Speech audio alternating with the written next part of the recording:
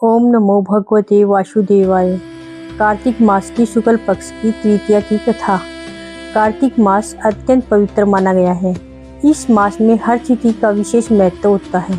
कार्तिक शुक्ल पक्ष की तृतीया तिथि का भी अपना एक अद्भुत धार्मिक और पुण्यदायक महात्म्य है। इस दिन व्रत, स्नान, दीपदान और भगवान विष्णु लक्ष्मी जी की आराधना करने से अक्षय पुण्य की प्राप्ति होती है। कथा का आरंभ बहुत समय पहले की बात है। अयोध्या नगरी में सत्यसेन नामक एक ब्राह्मण अपने परिवार के साथ निवास करता था। वह बड़ा ही धर्मनिष्ठ, विनम्र और सत्संगी था। हर दिन स्नान, संध्या, जप, हवन और पूजा करता था। उसकी पत्नी सत्यव्रता भी बड़ी ही पतिव्रता, दयालु और सेवा स्वभाव से युक्त थी। दोनों पति पत्नी भगवान विष्णु की भक्ति में लीन रहते थे, किंतु उनके जीवन में एक दुख था। उनके कोई संतान नहीं थी। वर्षों बीत गए, परंतु वे निसंतान ही रहे। एक दिन कार्तिक मास के शुक्ल पक्ष की तृतीया तिथि थी। प्रातःकाल ब्राह्मण ने नदी में स्नान किया और घर लौटकर देखा कि उसकी पत्नी रो रही है। उसने कारण पूछा तो पत्नी ने कहा, स्वामी, हमारे घर में कोई पुत्र नहीं है, कोई दीप नहीं, कोई उत्सव नहीं। दूसरों के घर में दीप जलते हैं, पूजन होता है, हर्ष उल्लास होता है, पर हमारा घर सन्नाटा लिए बैठा है। ब्राह्मण ने शांत स्वर में कहा, प्रिय, आज कार्तिक शुक्ल तृतीया है। यह तिथि स्वयं महालक्ष्मी जी की प्रिय है।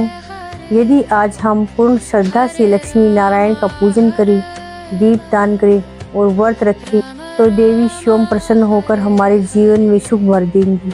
पत्नी ने यह सुनकर प्रसन्न होकर कहा, स्वामी, आज मैं व्रत रखूंगी, स्नान, दान, पूजन सब करूंगी और लक्ष्मी नारायण से यही वर मांगूंगी कि हमारे जीवन में भी प्रकाश आ जाए। व्रत और पूजन दोनों ने मिलकर अपने छोटे से घर को गोबर से लीप पोत कर स्वच्छ किया।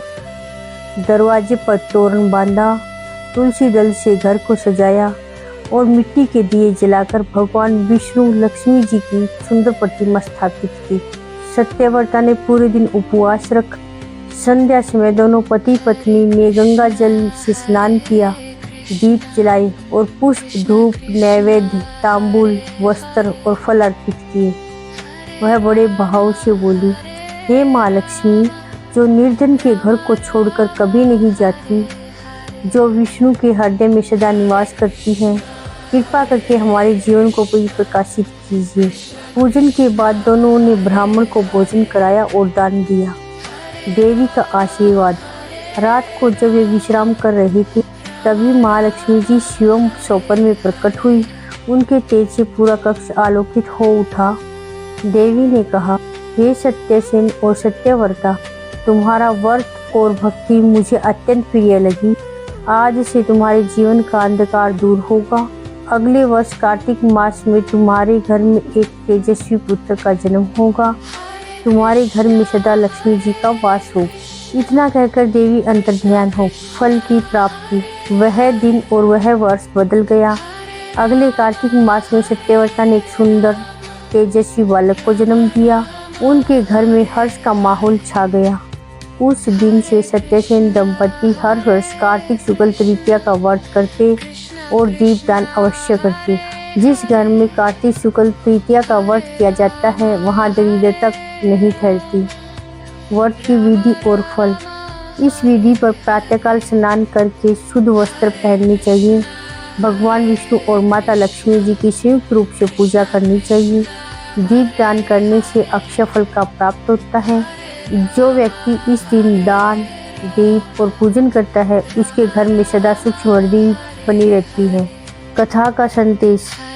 जो व्यक्ति सच्चे मन से भगवान विष्णु और माता लक्ष्मी की आराधना करता है, उसके जीवन से अंधकार मिटता है और सुख शांति का प्रकाश फैलता है। कार्तिक शुक्ल तृतीया का यह व्रत केवल धन देने वाला नहीं, बल्कि जीवन में आनंद, संतोष और कृपा का स्रोत है। इति श्री कार्तिक शुक्ल तृतीया व्रत कथा समाप्तम। ओम श्री महालक्ष्मी नमः। ओम नमो नारायणाय। ओम नमो भगवते वासुदेवाय।